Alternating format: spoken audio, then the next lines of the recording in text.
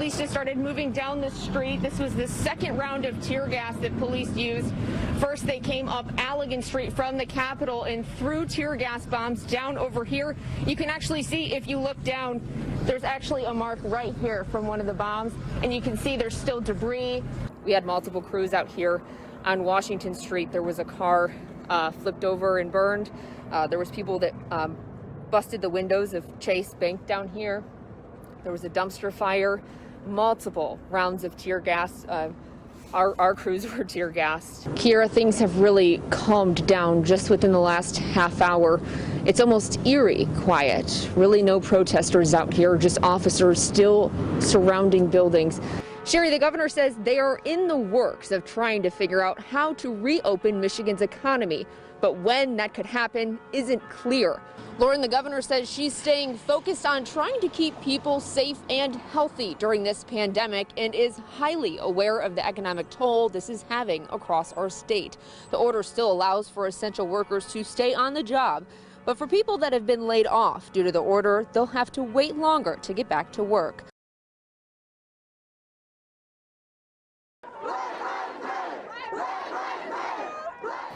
What started out as a peaceful afternoon erupted into a chaotic evening in downtown Lansing. Chase Bank is just one of the many buildings facing severe damage. An earlier Sunday evening, a car was flipped and set on fire. Multiple rounds of tear gas was released into crowds of thousands of people. The Romney building's windows were destroyed, along with the Lansing Police Department's door shattered.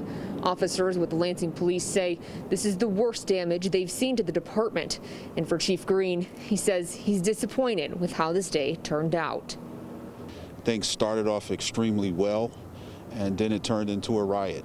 We had looters, we had people assaulting others, we had arsons, we had disorderly conduct, and a number of other offenses that many of the rioters engaged in. They were assaultive, threw bottles at our police officers. We did the best we could to mitigate as much damage as we could. Chief Green says they're going to start rebuilding tomorrow, but there's a lot to clean up. We will continue following the aftermath of these violent protests on air and online at WLNS.com. Here for you in Lansing, Kalie Marantette, 6 News. Sherry, with millions of tests happening around the country, I wanted to know just how easy or difficult it is to get the results of a COVID-19 test. So if you're up for a science lesson, here's what happened. Is this your first time in any of the Sparrow facilities? It all starts at a testing site. I went to Sparrow's Frandor site in Lansing, where hundreds are being tested every day. Sit back, face forward. Okay. Try to relax, tilt your head up a little bit. After it's inserted into my nose, the nasal swab is then removed, labeled, and sealed. It's then put into a refrigerator for a carrier to come pick up and take to the hospital laboratory.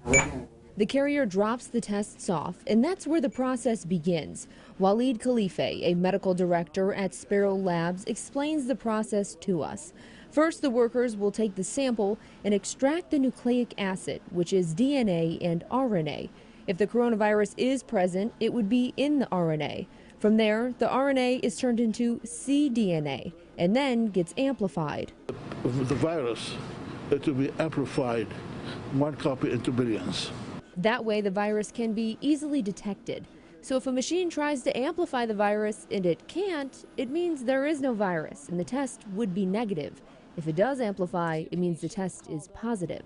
This is positive for one patient with their internal control, and then the other patient is down here.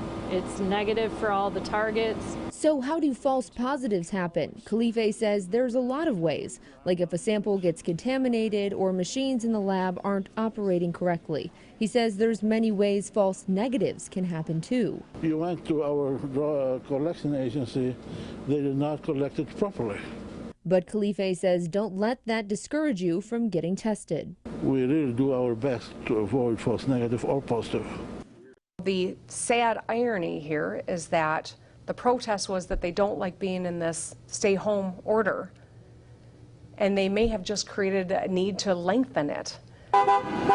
Operation Gridlock left Lansing streets at a standstill and filled with signs, flags, and car horns.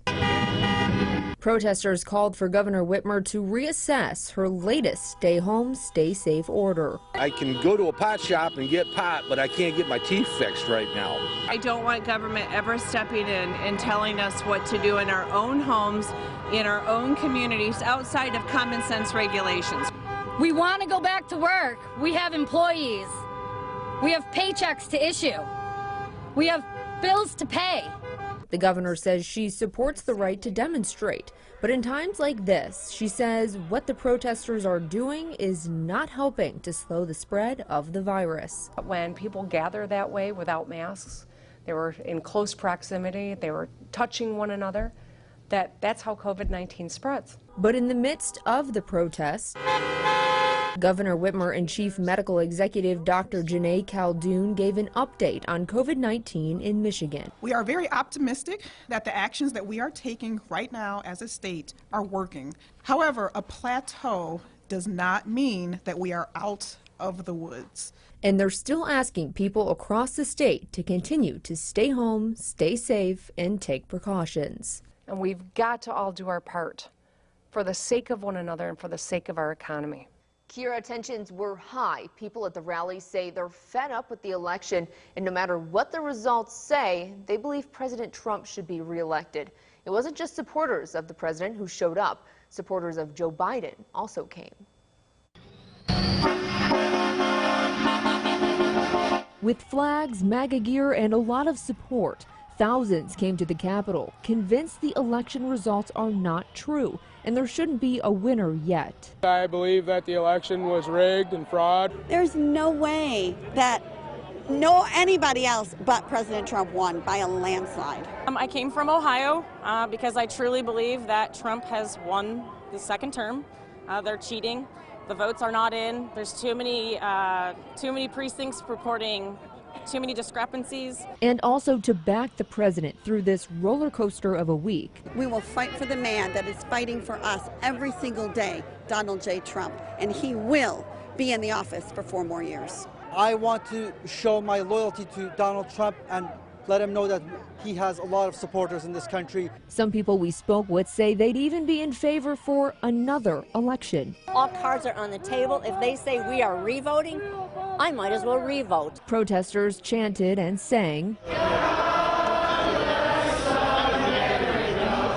But not every moment was all peace and unity.